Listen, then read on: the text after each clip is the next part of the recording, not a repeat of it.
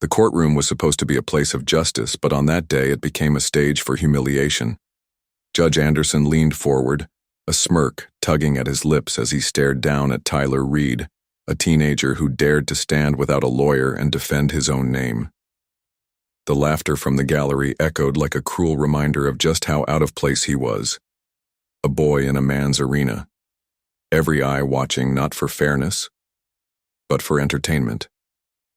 Tyler's hands trembled, but his gaze never dropped. In that single moment something shifted, a tension no one in that room could ignore. A mother, Karen Reed, sat silently in the back, her heart pounding, knowing her son's future balanced on every word. This wasn't just a trial, it was a battle for dignity. Before we dive deeper, let us know in the comments where you're watching from. We'd love to hear from you, and don't forget to hit that subscribe button so you never miss any of our upcoming videos. Amanda Blake stood with an air of certainty, her voice sharp as she laid out the charges against Tyler Reed. She spoke of recklessness, of disregard for responsibility, painting the picture of a boy who thought he was above the rules. Her words carried the weight of authority, and every sentence seemed designed to chip away at Tyler's resolve. The courtroom listened closely, nods rippling through the gallery as though Amanda's version of the truth was already accepted fact. Judge Anderson tapped his pen against the bench, his eyes fixed on Tyler with that same mocking smirk, as if he already knew the ending to this story, and Tyler's defense was nothing more than a performance. Karen Reed clasped her hands in her lap, whispering silent prayers that her son would not be buried under the weight of words he didn't deserve. Tyler remained still, absorbing every accusation, the corners of his mouth tightening with quiet determination. He understood that Amanda Blake was not simply reciting charges. She was weaving a narrative designed to crush him before he could even speak. But beneath the heavy accusations and the courtroom's judgmental eyes, Tyler's silence carried its own kind of power, a storm waiting for its chance to break. When Amanda Blake finally lowered her notes, the courtroom seemed certain that Tyler Reed had already been defeated.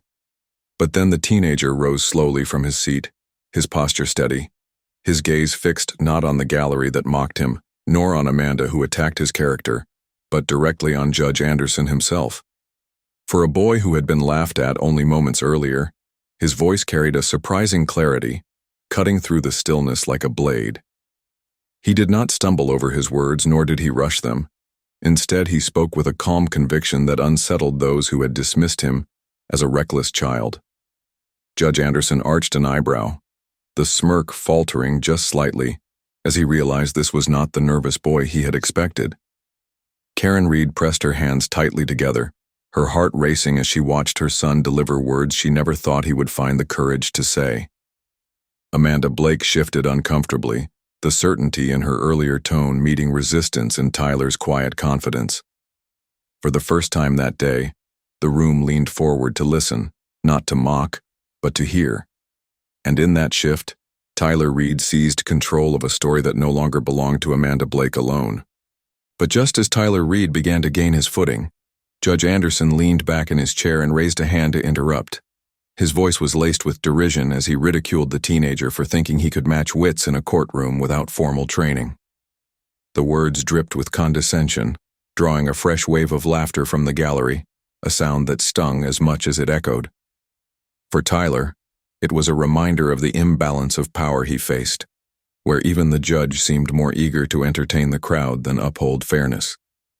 Amanda Blake folded her arms, satisfied to see the courtroom once again tilt in her favor, while Karen Reed lowered her head, torn between outrage and helplessness at the spectacle unfolding before her eyes. Yet amid the humiliation, Tyler did not retreat. His jaw tightened, his shoulders squared, and he absorbed the ridicule without allowing it to break his composure. The laughter around him only seemed to fuel something deeper, a determination that grew louder in his silence than the judge's mockery itself. And though the room laughed at him, there was a subtle shift, an awareness that this teenager would not bend as easily as Judge Anderson expected. Karen Reed sat quietly in the gallery, her hands clasped so tightly together that her knuckles turned white. Every word directed at her son cut into her like a blade, and every laugh from the gallery felt like a cruel reminder of just how alone Tyler Reed was in that room. She wanted desperately to stand, to speak, to tell Judge Anderson that mocking a teenager was not justice, but her voice remained locked inside her chest. As Amanda Blake smirked, certain that Tyler would soon crumble under the weight of ridicule, Karen's heart pounded with fear that her son's courage would not be enough. She studied his face carefully, searching for cracks in his composure, terrified that one slip would confirm the image of recklessness Amanda had painted. But what she saw instead was a quiet strength in his eyes, a fire that refused to be extinguished even as the courtroom laughed. Still, the mother in her could not stop trembling, because strength alone did not win cases, not in a courtroom ruled by Judge Anderson's mocking hand. For Karen Reed, the fear was not just of losing, but of watching her son be broken before he ever had the chance to be heard. Just when it seemed as though Judge Anderson's mockery would drown out every attempt Tyler Reed made to defend himself, the teenager reached down to his worn folder and pulled out a set of papers that neither Amanda Blake nor the court had expected. With steady hands, he presented overlooked fingerprints taken from the scene and witness statements that contradicted the version Amanda had so confidently laid out. The shift in the room was instant. The gallery, once quick to laugh, fell into uneasy silence as they realized the boy they had mocked had done his homework. Amanda Blake stiffened, her smirk dissolving as she leaned forward to examine the documents, unwilling to admit she might have missed crucial evidence. Judge Anderson's eyes narrowed, the tone of ridicule fading into something sharper, as though for the first time he recognized that Tyler was not simply buying time. He was dismantling the case against him piece by piece. From the gallery, Karen Reed's breath caught in her throat, the weight of her fear momentarily replaced by the flicker of hope. For the first time in that courtroom, the laughter had vanished, and all that remained was the echo of Tyler Reed's unexpected defiance. Amanda Blake rose quickly, her voice sharp and unyielding as she attempted to regain control of the courtroom that had so suddenly slipped from her grasp. She dismissed Tyler Reed's evidence as incomplete, arguing that the fingerprints could have belonged to anyone, and that the witness statements lacked credibility. Each word was chosen to chip away at the confidence Tyler had built, but beneath her polished tone there was an urgency that betrayed her unease. She knew the jury had felt the shift and she could see it in their faces, curiosity replacing indifference, skepticism replacing certainty. Judge Anderson leaned forward, clearly tempted to side with her dismissal, yet even he could not ignore the disruption Tyler had caused. Amanda pressed harder, insisting that the court should not be distracted by the theatrics of a desperate teenager, trying to steer the narrative back in her favor. Karen Reed gripped the edge of her seat, silently praying her son would not crumble under the pressure of Amanda's calculated assault. Tyler, however, stood firm, his gaze locked on Amanda with a resolve that seemed unshaken. For the first time, Amanda Blake's confidence appeared fragile, as though the ground beneath her argument was no longer as steady as it once seemed. For the first time since the proceedings had begun, Judge Anderson did not immediately cut in with a sarcastic remark or a dismissive laugh. Instead, he leaned back in his chair, fingers pressed together, his eyes fixed on the papers Tyler Reed had placed before the court. The silence was heavy, stretching far longer than anyone expected, and in that moment the authority of the room shifted away from Amanda Blake and toward the teenager she had tried so hard to paint as reckless and guilty. Tyler's voice, steady yet respectful, replayed in the judge's mind as he traced the lines of the witness statements and the fingerprint analysis that had been overlooked. Amanda fidgeted, clearly unsettled by the delay, while the jury leaned forward, their attention locked on Judge Anderson's uncharacteristic hesitation. Karen Reed clutched her hands together, afraid to breathe too loudly, knowing her son had created an opening that even the judge could no longer ignore. Though his face remained stern, there was a flicker of calculation in Judge Anderson's eyes, as though he was beginning to realize that Tyler Reed's case was not a child's distraction, but a serious argument that deserved consideration. The laughter was gone, replaced by a fragile, waiting tension.